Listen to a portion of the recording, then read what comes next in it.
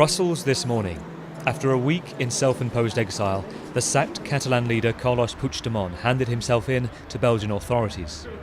He was then arrested and placed into custody along with 4 other former separatist ministers. The 5 persons that have been sought by the Spanish authorities presented themselves at the Federal Police of Brussels.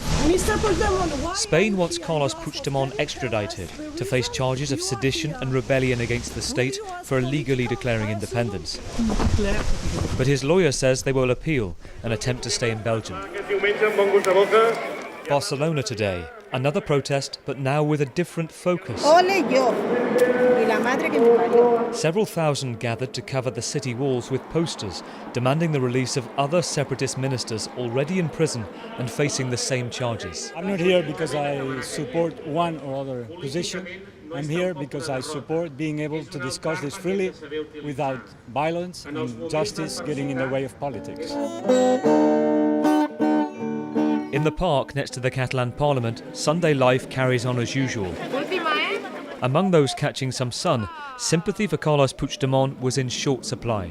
They decide to broke with the constitutional system. But what awaits Carles Puigdemont if he's forcibly returned to Spain? One senior judge tells me the charges are amongst the most serious. Carles Puigdemont says there is an unfair judicial system. The judiciary is too closely linked to politics.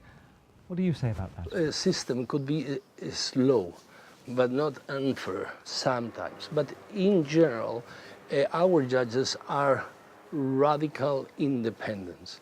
They are very, very independent. Just over a week ago, separatist ministers were celebrating after voting illegally for unilateral independence for Catalonia here at the Catalan Parliament. But now 8 of those sacked ministers are in prison here in Spain. Carles Puigdemont, the former leader, and 4 other ministers are now fighting extradition too, and that could be a long process. But time is short when it comes to returning Catalonia to a functioning democracy. In 6 weeks' time there will be new elections here. But will the separatist candidate still be in prison or in exile? Gavin Lee, BBC News, Barcelona.